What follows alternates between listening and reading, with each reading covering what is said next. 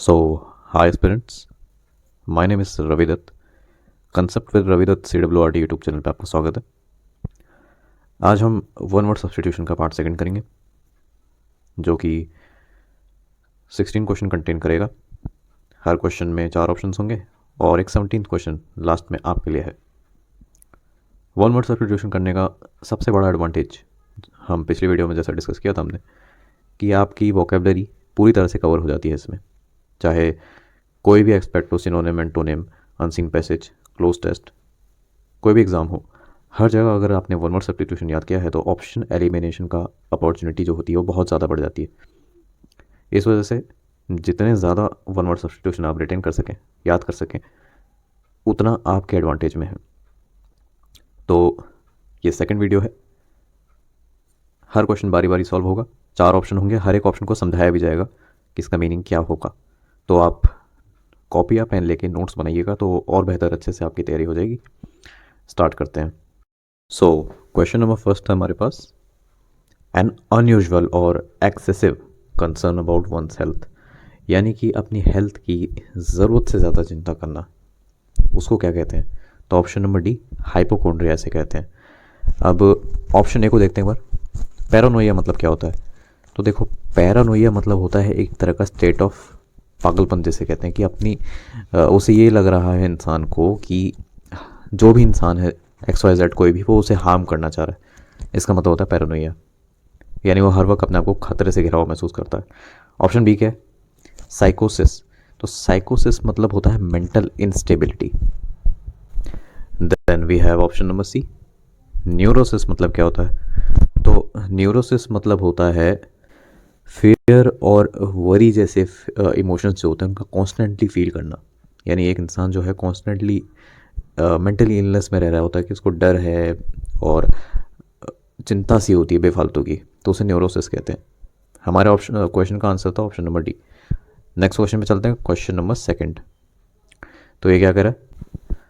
अ डिस्ट्रिक्टिव और unusual way in which a particular person behaves और thinks.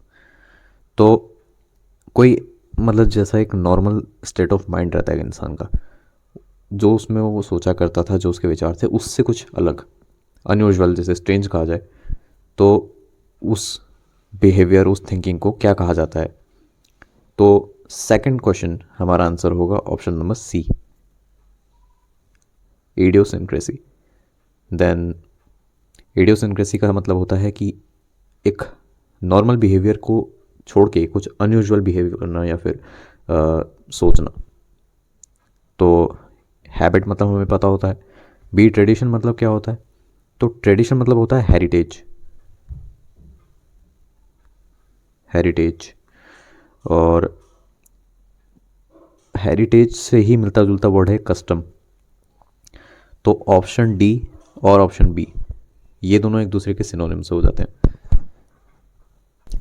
अब अगर इन्हें समझा जाए कि हेरिटेज, कस्टम और ट्रेडिशन, ये सब जो होते हैं ये एक अनरिटन या फिर ओरली ट्रांसफर्ड लॉज होते हैं। मतलब एक पीढ़ी से दूसरी को मिलते हैं, दूसरी से तीसरी, कोई कहीं लिखित में नहीं होते। ये होता है कि ओरली एक जनरेशन से दूसरी जनरेशन को पास ऑन होने वाले ये ट्रेड्स होते हैं। तो नेक्स्ट देखते हैं हमारे पास question number third. So up next we have question number third, urging और रिक्वेस्टिंग समवन सोलमली और अर्नेस्टली टू डू समथिंग, यानी किसी काम को करने के लिए किसी को रिक्वेस्ट तो कर रहा है इंसान, लेकिन सोलमली और अर्नेस्टली कर रहा है। इसका मतलब क्या है? इसका मतलब होता है फॉर्मल वे में। फॉर्मल एक होता है फॉर्मल वे में और एक होता है डिग्निफाइड वे में। मतलब ये नहीं कि बिल्कुल बिछ जाए रिक्वेस्ट करने के लिए, एक फॉर्मेलिटी मेंटेन करते हुए, एक डिग्निफाइड अपना डिग्निटी मेंटेन करते हुए, उसको कहते हैं, यानी सीरियस वे में करना है। तो अब ऑप्शंस को देखते हैं। ऑप्शन ए हमारा आंसर है इस क्वेश्चन का, एडज्यूर मतलब ही होता है। अब देखो, ये जो 3 ऑप्शन है, एम्प्लोर, बेग और एंट्रीट, इन तीनों का ही मतलब होता है रिक्वेस्ट तो करना, लेकिन डेस्परेटली करना। मतलब बिल्कुल बिछ जाना रिक्वेस्ट करने के लिए। तो इन तीनों का मतलब ये हुआ। और एक वर्ड होता है जो आजकल काफ़ी ज़्यादा इनके लिए चल रहा है, वो है, इन तीनों के लिए जो वर्ड है वो है एक सप्लिकेट। ये वर्ड बहुत ज़्यादा देखा जा रहा है किसमें, बैंकिंग एग्जाम्स में, सप्लिकेट। तो ये वाले को एक बार आप याद कर लेना ध्यान से। अगला है हमारे पास क्वेश्चन नंबर 4। ये क्या कह रहा है, स्पेंडिंग और using something in a foolish और वेस्टफुल वे, यानी कि माइंडलेसली किसी चीज़ को यूज़ करना। तो इसका आंसर होगा ऑप्शन नंबर बी, स्क्वांडर मतलब होता है ये। ठीक है। ऑप्शन ए, होर्ड मतलब क्या होता है, तो होर्ड मतलब होता है किसी चीज़ का स्टॉक रख लेना अपने पास, या किसी चीज़ को स्टोर कर लेना, किसी चीज़ को, या स्टॉक जमा कर लेना, जैसे अनाज का करते हैं या किसी और चीज़ का, डेली यूज आइटम्स का। Then we have option number C, preserve का मतलब भी यही होता है, सेव का मतलब भी यही होता है। तो स्क्वांडर हमारा आंसर था। नेक्स्ट क्वेश्चन है 5th। तो अगला है क्वेश्चन नंबर 5th। ये क्या कह रहा है, द यूज़ ऑफ डिसेप्शन और सब्टरफ्यूज टू अचीव वंस पर्पस। देखो, सब्टरफ्यूज मतलब और डिसेप्शन मतलब, दोनों का मतलब होता है धोखेबाजी।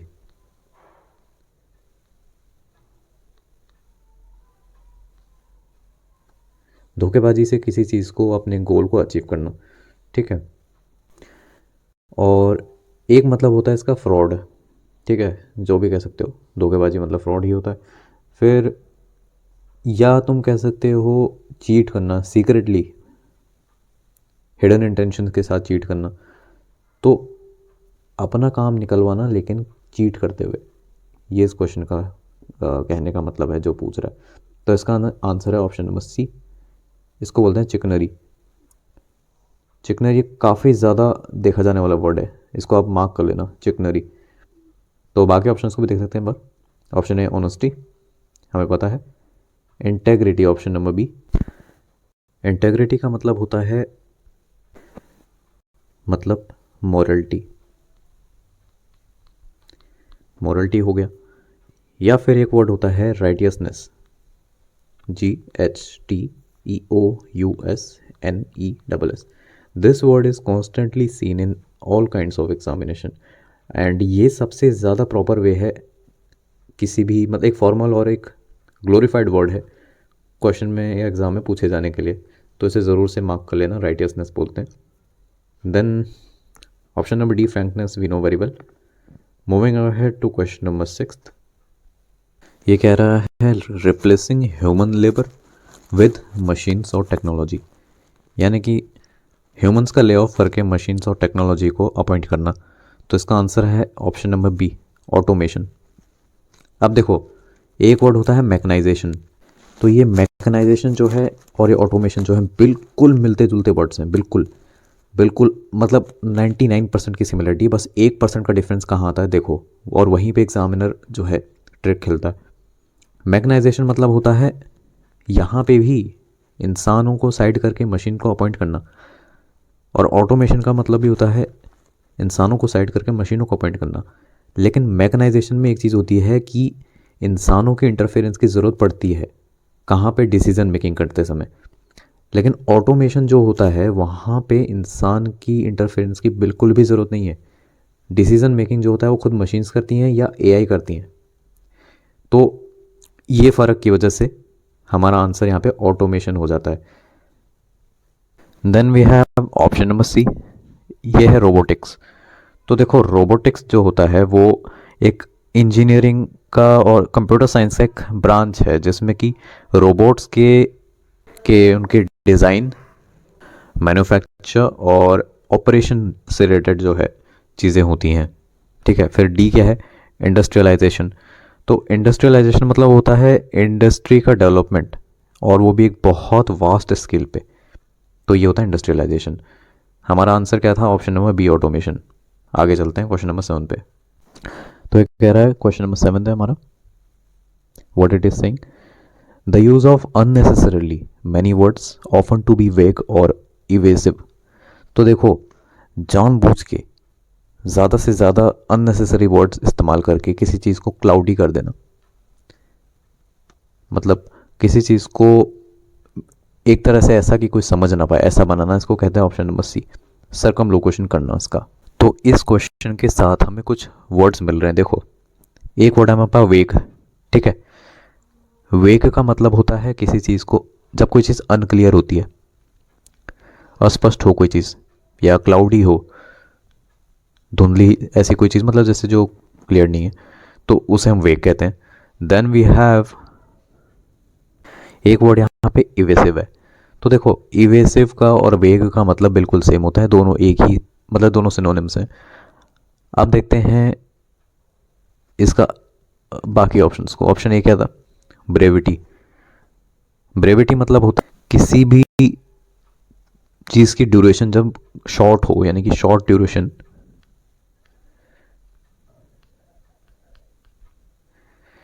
और इसका यूज़ कहाँ कहाँ होता है, जैसे देखो, कोई शॉर्ट ट्रिप होती है, ठीक है, या फिर कोई शो हो गया, या कोई भी ऐसी चीज़, जैसे कोई इवेंट ही समझ लो, जो शॉर्ट ड्यूरेशन का हो ना, तो वहाँ पे हम ब्रेविटी वर्ड यूज़ कर लेते हैं। और ये वर्ड जो है काफ़ी, मतलब देखा जाए तो यूज़ में आने लग रहा है, तो इसको एक बार देख लेना, ब्रेविटी वर्ड जो है ये। देन फिर हमारे पास एक ऑप्शन नंबर बी। बी ये क्या कह रहा है? कंसाइजनेस। कंसाइजनेस मतलब होता है कोई चीज़ को शॉर्ट रखना और क्लियर रखना, मतलब बिल्कुल टू द पॉइंट रखना और शॉर्ट में समझा देना।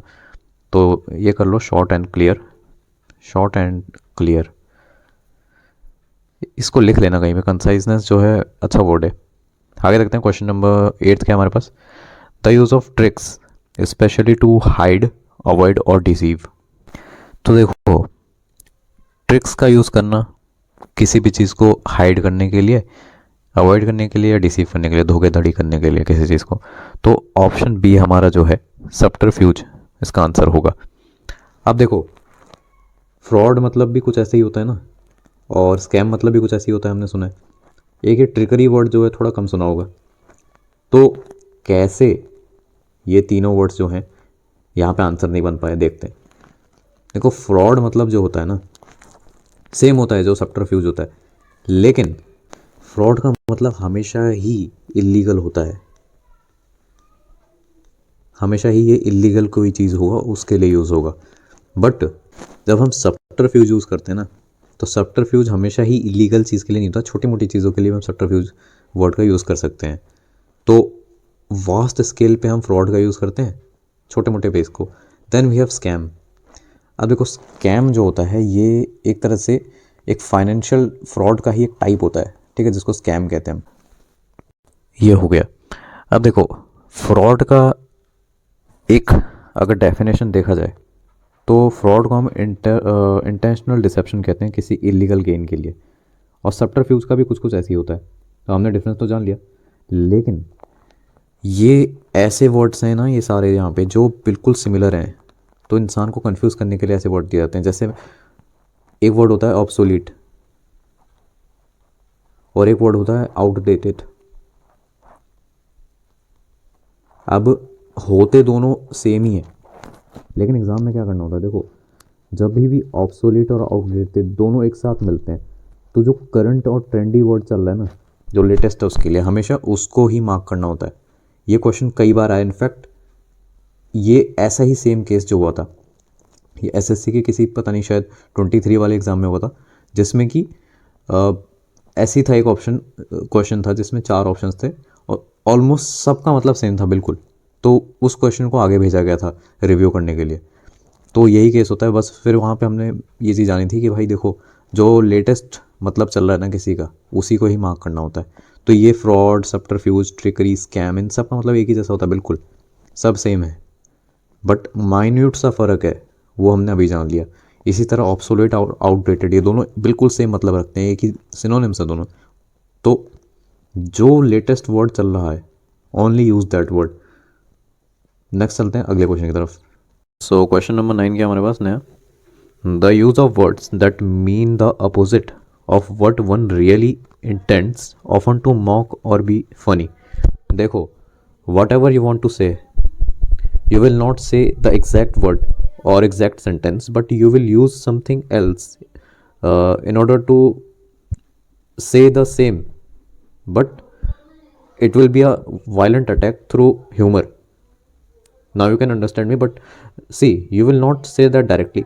You will use humor as a weapon to destroy the other person. So इसका मतलब क्या है? ऑप्शन नंबर बी, सरकाजम बोलते हैं जिसे, काफ़ी ज़्यादा कॉमन वर्ड है ये तो। अगला है यहाँ पे ऑप्शन ए क्या है, एक बार इसको देखते हैं। आयरनी मतलब होता है विडम्बना। फिर है हमारे पास सी, सटायर। सटायर मतलब होता है व्यंग करना, ठीक है। और डी मतलब होता है मॉकरी। मॉकरी वर्ड जो होता है इसका मतलब होता है उपहास करना, यानी कि नेगेटिव सेंस वाला वर्ड है ये। कुछ कुछ मतलब इसका सरकाज़म जैसा ये है, लेकिन सरकाज़म उतना डेडली नहीं है। बट मॉकरी जो होता है ये नेगेटिव, बिल्कुल ही नेगेटिव सेंस के लिए यूज़ होता है। तो यहाँ पे इनमें ये फ़र्क है। अब है हमारे पास question number 10th। This question is saying the use of words to exchange thoughts and ideas. यानी कि जो हम कम्युनिकेशन कर पा रहे हैं ना अपने थॉट्स और वर्ड्स को बोलने के लिए, उसको क्या कहते हैं? उस एक्शन को कहते हैं डिस्कोर्स। देन ए है silence, we know very well. C है जेस्चर, यानी कि इशारे से कुछ कहना। डी है मोनोलॉग। मोनोलॉग मतलब होता है किसी स्पीच प्ले एक्ट या किसी भी चीज़ में जो कोई भी एक कैरेक्टर ले लो, वो एक लंबा सा भाषण देता है किसी भी टॉपिक पे, चाहे सीरियस हो या फिर कोई चीज़, मतलब अटेंशन ग्रैब करने के लिए ऑडियंस का, उसको कहते हैं monologue. Now we have question number 11। It is saying a term used in reference to luxurious accommodation, means a word that is used to show that someone possesses a luxurious or high class good, तो इसको क्या कहते हैं? Ritz. Then we have option number B. Option B का मतलब होता है humble. Humble या फिर विनम्र कहते हैं जैसे, या डिसेंट। तो ये मतलब होता है मॉडर्न का। Then we have option C, इसको क्या कहते हैं? स्पार्टन। सी, स्पार्टन। स्पार्टन का मतलब होता है स्ट्रिक्ट या फिर डिसिप्लिन्ड, या डिसिप्लिन्ड लाइफ जीना, ठीक है। जैसे कि मिलिट्री के लिए यूज़ कर सकते हो उसको, या फिर किसी मॉन्क के लिए यूज़ कर सकते हो, तो स्पार्टन कहते हैं उसको। कोई भी सिंपल लाइफ जो जी रहा होता है उसको स्पार्टन कहते हैं, जिसमें ज़्यादा लग्जरी ना हो, या फिर कोई ऐसा कि काफ़ी डिसिप्लिन इन्वायरमेंट हो, जो कि रिट्स से बिल्कुल ही उल्टा है, ठीक है। बेसिक, बिल्कुल सही। बेसिक और ये स्पार्टन दोनों एक जैसे वर्ड्स हैं। अगला है क्वेश्चन नंबर 12।